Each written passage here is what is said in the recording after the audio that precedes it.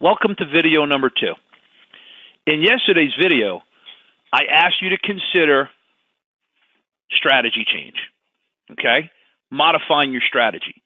I'm not asking you to make this decision today, but you have to understand that your strategy that you currently have got you to where you are, okay? And the first thing about strategy is you have to determine what winning is, right? Where is it that you want to go? And ask yourself an honest question. Can my strategy get me there? And one of the questions I always ask when I talk to company owners is if they have an MBA, okay? Because I know for a fact that almost every MBA program talks about Michael Porter, who's the godfather of strategy. And Michael Porter has this thing called the 5 forces, all right?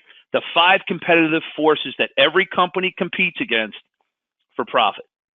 Now let's talk about these 5 forces.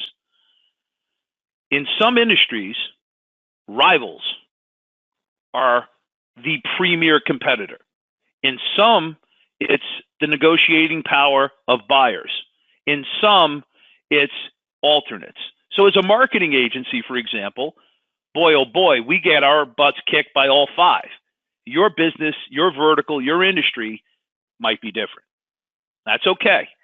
When we get on the phone and talk, we're going to walk you through which one of these 5 forces is taking your profit. And remember the formula from the last video. Profit equals price minus cost.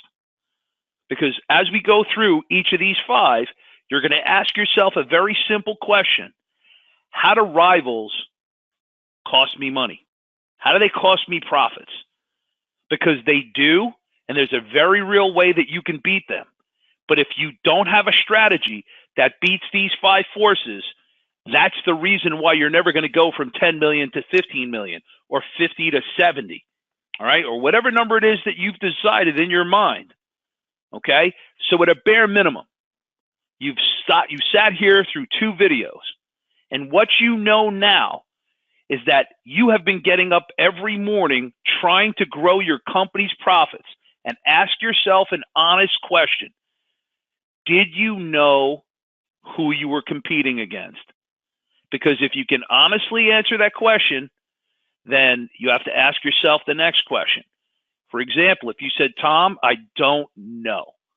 I did not know. I might have known rivals. I might have known alternatives, but I didn't know the other 3. I wasn't thinking about it. Then you have to now go back to your strategy that got you to where you are and ask yourself, does my strategy beat these 5? Because here's the truth of your business, okay? Pay attention. This is the truth. I don't like to use the word secret. I like truths. You know why I like saying the word truth? Because the truth will never be outdated, okay? A truth is a truth. All the wonderful technology in the world has to work in concert, in alignment with time-tested, proven principles. People don't change, okay? These 5 forces, I don't care what kind of technology you're using, okay? Ours included. You're still going to compete against these 5. Every industry is different. So, for example, in automotive, they compete against other dealerships. They really don't have a lot of alternatives. The vast majority of the profits they lose to rivals. So as we go through this, remember the formula. Profits, your profits, is equal to price minus cost. How do rivals affect your profits? If a rivalry is intense, your company competes away those profits, okay, by passing it on to buyers in the form of lower prices. If profit equals price minus cost, lower prices means lower profits, okay? Or you're going to have to give away more value and therefore increasing your cost. So go back to the formula. Profits equal price minus cost. If costs go up, profits go down. So does your strategy effectively beat rivals? So let me tell you how we do it, okay? As an example, all right? Here's how we beat rivals. Number 1, first and foremost, we can track prospects on a daily basis in real time and we can identify those prospects that are actively pursuing a purchase of what you sell. All right, they're actively pursuing the outcome that you sell. All right, and we can find them first before a rival. And again, as I said in yesterday's video, if you're first, then you can frame the idea about what a solution should look like. You can control the perspective, you can define what value needs to be, and you can set the buying criteria. And then everything that comes after you has to come first. Now, in tomorrow's video, I'm going to tell you about the two things, okay? At the moment, the precise moment when a prospect is ready to say yes, you as a company, to be the person that receives that yes, has to have two things, okay? So in tomorrow's video, I'm going to show you how and what those two things are and how to get them. When you are first, you have the ability to control perspective. Number two, we provide the data in the form of ownership, the targeting in the form of ownership, right? If you own and control it, that means then you could start having conversations with prospects. We don't ever recommend ad campaigns, right? People don't buy from websites. People don't buy from companies. People buy from people. You have to think in terms of a relationship. You build that relationship before you sell. If you own and control the data, then you could target that person and have conversations with them on multiple platforms, okay? You can have conversations about multiple topics. You can have them as often as you want, right? You develop a relationship the same way as you do face-to-face. You start a conversation. If you own the data, then you'll be the first one to start a conversation. You'll have the most flexibility by being able to have those conversations anywhere you want, as often as you want, on as many topics as you want. You can help them in order to build the trust, because trust is at the heart of a relationship. If you're first, you don't have to start selling your company. As I said in the first video, what you want to do is help them with their problem first. Because once they realize the, lay of the land on their problem, then they're going to know what solution to choose. And if you're the person that's educating them about their problem, which you're an expert in because you built the solution to it, then you're going to be building trust naturally by helping them. Not saying, look how great I am, okay? Marketing is not about programs. It's about relationships, right? Marketing is a dialogue. Even though you're advertising to somebody, you're really having a conversation via your collateral or your landing page or your website. There's a mental conversation going on. You have a mental conversation going on with me right now. This is not me talking to you. This is not a monologue. This is a dialogue, okay? The goal of marketing for your company is not to make a claim about your company. Your goal of marketing is to foster a conclusion, to help them see what they don't see, help them understand what they don't understand so that they can make a smart buying decision. Now, how you're going to show how you stand up when they have to make that decision and make a smart buying decision, if you're the person that's built the trust and you're the person that's educating them, they're going to give you the sale. There's one other thing besides having a relationship when that person is ready to say yes, and we'll talk about that tomorrow, okay? But in order to beat rivals, it's simple. You have to start the conversation first. You have to develop a relationship. You have to build trust by helping them first, okay? Because prospects don't care about you. They care about their problem, right? There's only two things that are of interest to them. They have a problem that they no longer want, or there's a result that they want but do not have, right? And if you want to switch out result, there's a change that they want but do not have, or there's an experience they want but do not have. If you're the person that helps them with their problem or the result, you're helping them while not telling them about your company first and foremost, right? You're being customer-centric. You're helping first. At the end of the day, that's how you build trust, right? You've been listening to me now for 2 videos.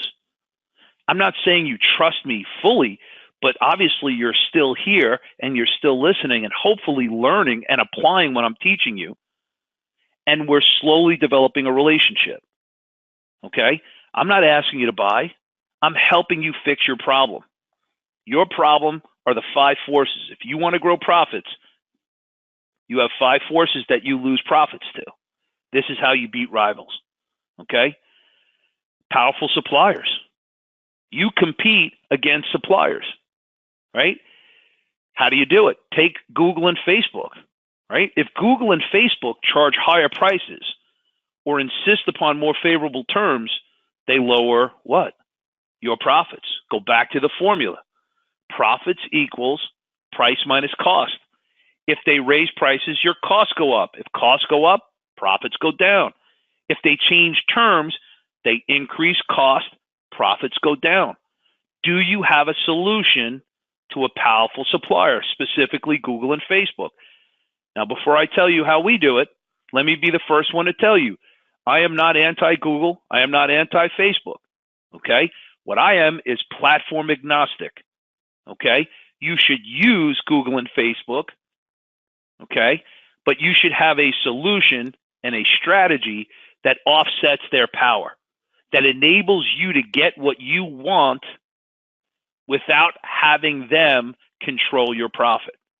So, for example, when we have the targeting, right, and we own and control it, then it's portable. So, for example, if we're uploading it to Google, and when we do, we get phenomenal results, okay? Google and Facebook work on what's called a relevance engine. They don't work on a high bid. Has nothing to do with how much you bid, okay? Meaning they want to make sure that the ad that they show is relevant to the prospect.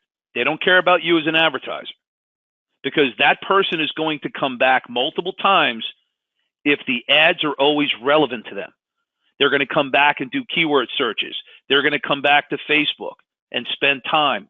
And that means more opportunity for Facebook and Google to show them ads. So if you show ads to prospects and you don't get a high click-through rate, to Google and Facebook, they think the ad is irrelevant. And therefore, they're going to charge you more per click. If you upload targeting that's highly relevant, because we're only targeting people, the needles, not the haystack, people that are actively pursuing the outcome that you sell, right? They're actively shopping and researching a purchase of what you sell, then you're going to get a higher click-through rate.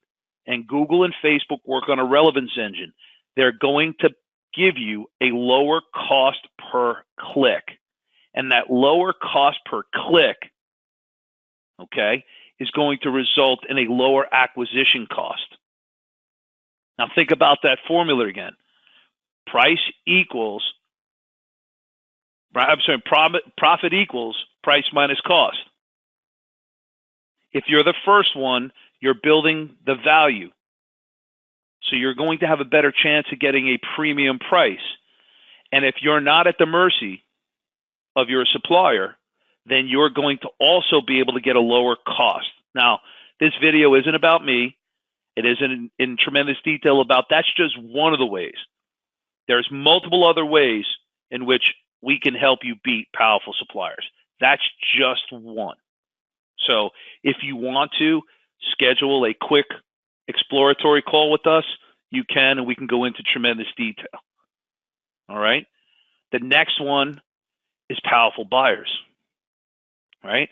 A powerful buyer forces prices down or demands more value from you, thus capturing more of your profits, right? If they ask for lower prices, right? Profits equals price minus cost.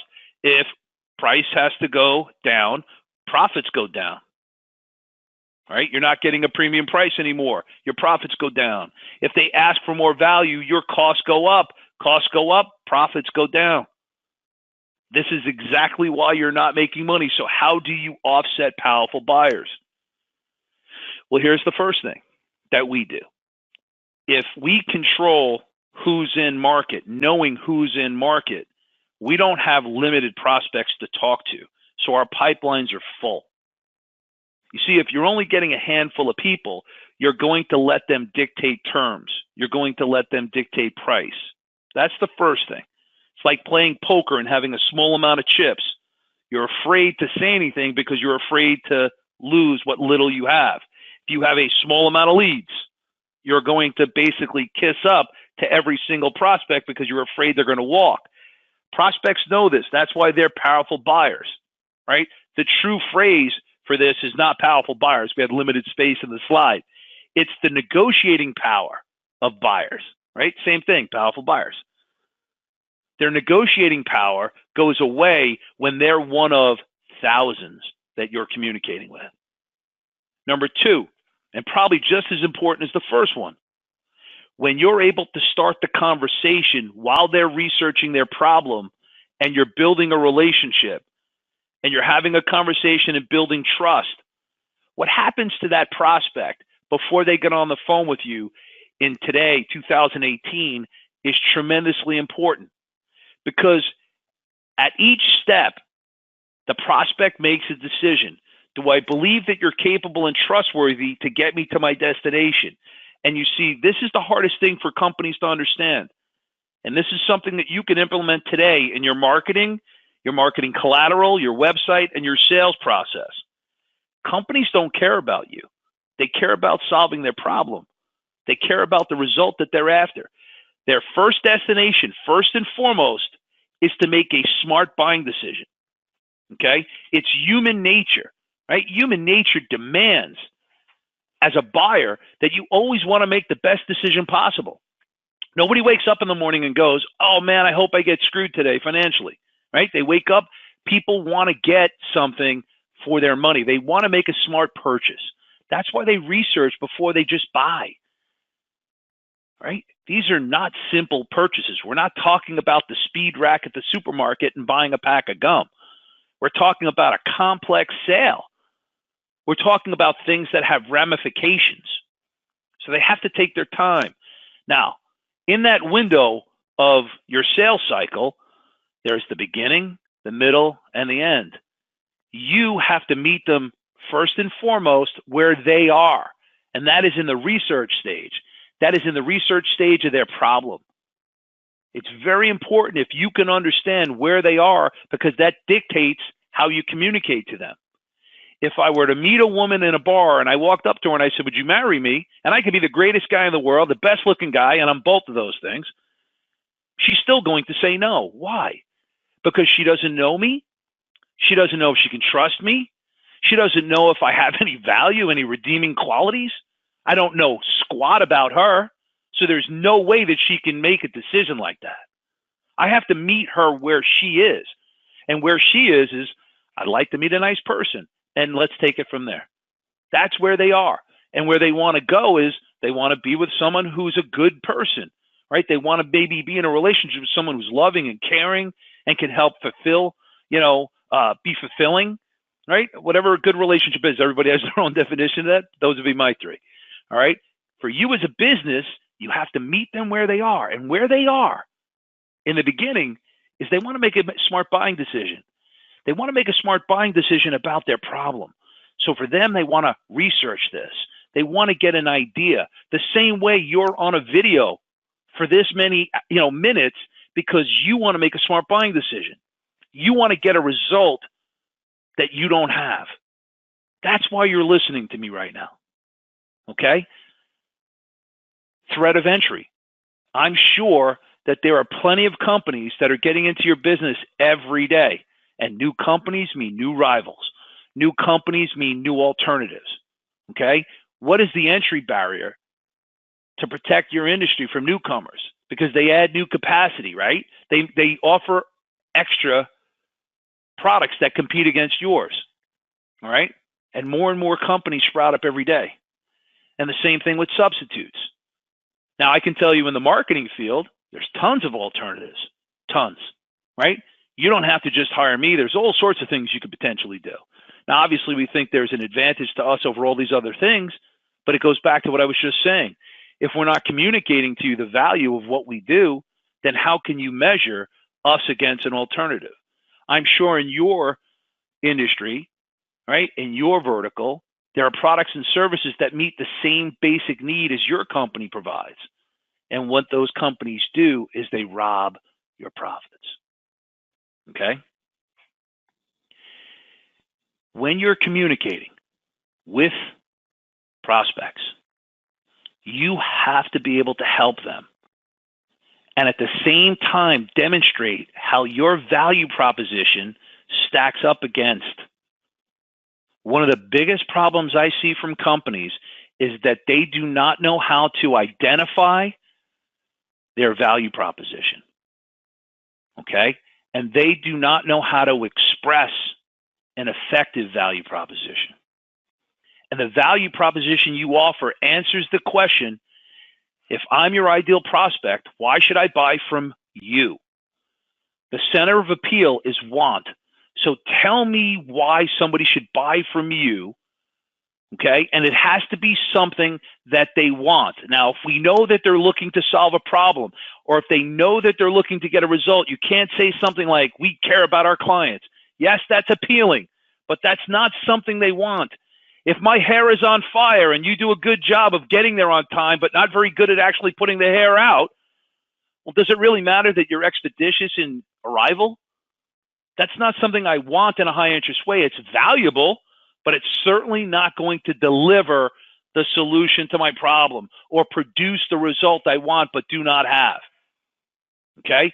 So if I were to sit down with you, and this is a conversation we could have when we get on the phone, is that I'm going to show you how to identify your value proposition, okay? And I'm also going to ask you questions about level of exclusivity. The greater the appeal, the greater the want, meaning the more they want it, right? They want it in a high interest way, and the greater the exclusivity, they can only get it from you, that overlap is a powerful only factor, right? So you sell your only factors as a way to answer the question, if I am your ideal prospect, why should I buy from you? So as an example, I just told you that if you called me, when we get on the phone, I'm more than happy to help you, show you how to identify an effective value proposition for your company. And then I'm going to show you how to express it, because there's very simple things you can do. I'm going to give you two right now, okay? You may match a competitor on every dimension of value except one. Okay? And in that one, you need to excel. All right? I ask this question every time I get on the phone with companies. When does marketing start? When does marketing start? Not what is marketing. When does marketing start? Because marketing starts before you create the product. Meaning you built that specifically for somebody. You built that product for somebody for a particular problem that they have, or a result that you know you can deliver. So when you look at things that you offer, okay, for appeal, for example, is it relevant? Is it important? Is it urgent? And then from explanation, clarity. If you have an authentic value proposition, okay, an authentic value proposition, then clarity trumps persuasion. You do not have to persuade people. You have to educate people. You have to communicate with people. You have to help them see it and understand it before they could even consider buying it. All right? A lot of times I'll ask a business owner or a manager to go ahead and shop your own company. Call up and pretend you're somebody else and ask them, simple question. If I'm your best client, if I fit the ideal profile of who your client is, tell me, why should I buy from you rather than a competitor? And then ask 3 or 4 people in your company. Look at your website. Look at your marketing collateral. It's different every single time. Here's the thing. Every company, every prospect has a motivation. It's the single greatest factor in somebody saying yes. Okay? Think of motivation as an outcome, right? The problem, solution to the problem. The solution that delivers the result that they don't have, okay? There's an outcome. You got on these videos because you wanted to be more profitable. But ultimately, that's not why you got on these videos. Now that you've seen 2 videos, you now know that your problem isn't being more profitable. It's how do I beat the 5 forces to be more profitable? And the answer is, I need a better strategy that directly attacks the 5 forces. In the next video, I'm going to tell you where all sales start. In 2018, The sale starts long before they pick up the phone and get on the phone with you. Okay? The sale starts way before, and you need to meet them there. And I'm going to show you where there is.